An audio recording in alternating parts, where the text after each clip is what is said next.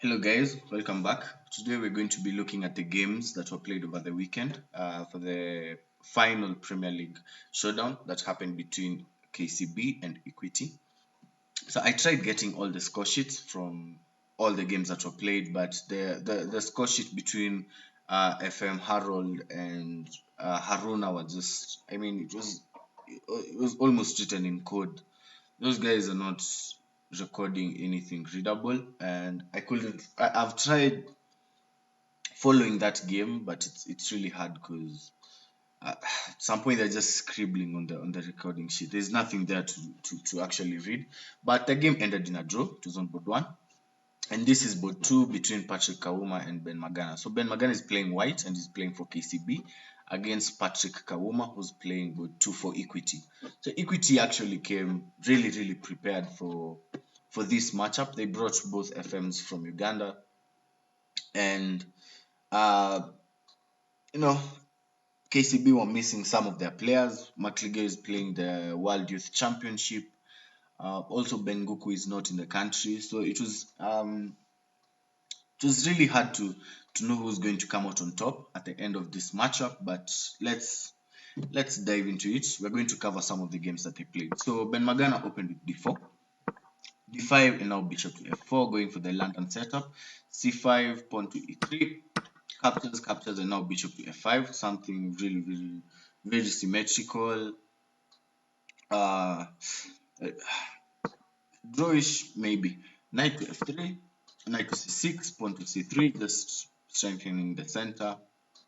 Knight to F6, now Queen to B3, just targeting the pawn on B7, Queen to C8, defending it, and now pawn to H3, stopping any bishop to G5, bishop to G4s maybe, and Patrick Kawuma just played pawn to E6, trying to complete his development as quick as possible. So does Magana with knight B to D2, bishop to E7, bishop to E2, castles, and now rook to D8. Rook to E1, pawn to H6, and knight jumps to the center with knight to E5, bishop D6, just trying to apply pressure on the center. Now knight to F3, defending it. Rook to B8, preparing at some point some minority attack with maybe pawn to B5, pawn to B4, just destroying this pawn structure that white has here. This the Carlsbad pawn structure, very elementary pawn structure that everyone should know and study in chess. So queen to A4, just applying pressure on the C6 knight in case you play something like B4 or B5 even, you're going to hang the pawn and possibly hang the knight. So queen to A4, necessary move. Now knight jumps back. Patrick Kawuma jumps in with his knight to E4. Bishop to B5, playing pressure on the knight, and now knight trades in the center. Bishop takes, and now pawn to A6. Bishop went back to F1, just a good square, also applying some sort of defense on the king side. Queen to C6, queen back to D1, pawn to B5, bishop takes, queen takes, and now rook to C1, just preparing for the pawn to B4 break with something like maybe pawn to C4, just applying more defense on the C3 pawn, if it decides to push it or not. So pawn to B4, pawn to C4 was played, takes, rook takes, and now knight to F6. So here Magana jumped in with his knight to E5, bishop to D5, bishop to E4, pardon, just trying to re-maneuver the bishop and place it on a better square, but Magana had nothing to do with that, and he took the bishop. It looks like it's a sacrifice, but it's not, because after knight takes on E4, knight to C6 just forks both of the rooks, and now Patrick Kawuma played queen to F4. Queen to C2, just defending the F2 square and also adding more defense on the rook on, on C4 and more pressure on the C file. Also targeting the knight on E4 in some cases. And here Patrick Kawuma played pawn to A5. So I think this was the first critical position in the game, and you have to ask yourself, are any of these rooks capturable? and you can pause the clock and try and calculate all the intricacies that happen in the position, but we're going to look at both of them. So what happens when you capture the rook on d8? Rook captures on d8, maybe rook captures back, and now you play something like pawn to g3, just chasing the queen away, and the queen can't remain in defense of the knight. So because if you go somewhere like queen to f5, just bishop to d3 and you're lost. So instead, what black has to do is sacrifice the knight for the 2 pawns, and after queen takes on g3, queen to g2, the knight goes, the queen, pardon, goes back to b8, and the position, the game continues with white having a slight advantage. Nothing too crazy, but a piece for 2 pawns is always a good thing to play with. So what happens when you capture the other rook on b8?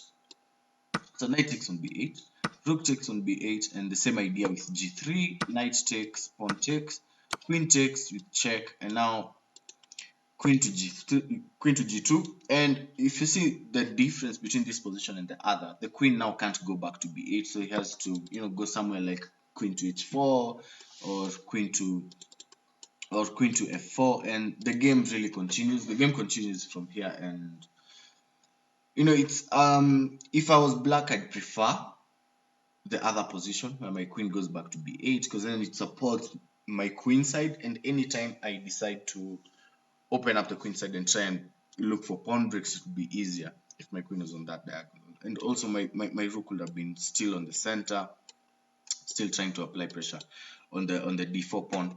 So instead of all this, Magana didn't, okay, I'm not too sure if he didn't find it or he just chose the other idea, but he played bishop to d3.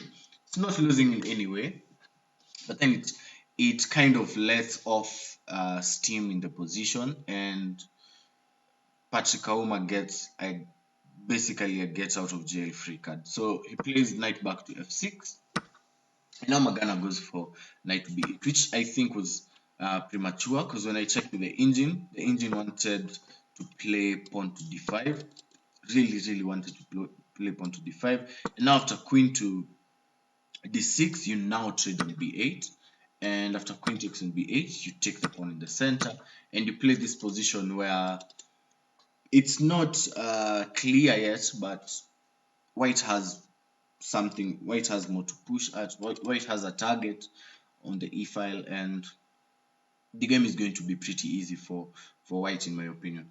So I mean, you can go somewhere like maybe rook to c6 in this position. Now after queen to maybe e5, trade the rooks. After this check, I mean, play this position, but it's still not as clear as you'd want it, but it's something to play against. You can always capture the pawn on g7, but you have to be careful about your pawn on b2, but the game is playable from here.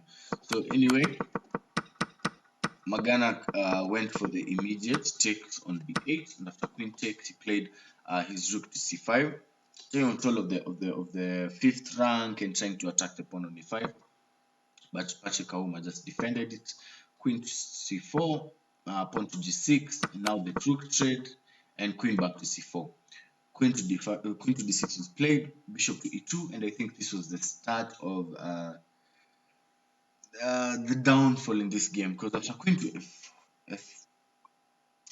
sorry about that. After queen to f4, the idea is still to bring the knight to e4 somewhere and apply a lot of pressure on the pawn on f2, and it's not really very easy to defend it. So Magana tried. He played queen to c5, knight to e4 was played, the queen trade, and going into this endgame, which is not really very clear, but white is on the receiving end of this endgame. So Magana played bishop to b5, pawn to g6 is played, now pawn to g4, f6, the trade, and now king to g2, trying to bring the king into the game. King to e4, king to e5, pardon, and now king to f3, king to d4, bishop to c6. Maybe you could try and have your bishop remain on b5 to prevent any infiltration by the knight, but it's still very tricky to play. It's very hard to play it, because then Patrick Kawuma just starts pushing that pawn down the board, and you can't really stop it by any clear means. But then Magana played bishop to c6, I'm guessing just to stop the pawn from going or pushing all the way to e4. But then knight to d3 is very strong, attacking the pawn on b2, also just preparing the pawn push, and it's now I think even stronger. So then I played king to g3, the pawn was pushed down the board, pawn to b3, knight to c1, attacking both of the pawns on a2 and b3. And now after king to f3, knight takes on a2, Ben Magana resigned in this position. So board 1 was a draw, and now this is board 2, and Magana has lost against Patrick Kawuma. So Equity are leading at this point. This is not how the game went in chronological order, but you know it's a nice test when we kind of go down the board. So board 1 was a draw. This was board 2, and Patrick Kawuma steals it for Equity in a game that didn't really have all that much. Magana had winning chances, very good winning chances, but then the game just ran away from him. So this was board 2, and stay tuned, we're going to cover all the other games.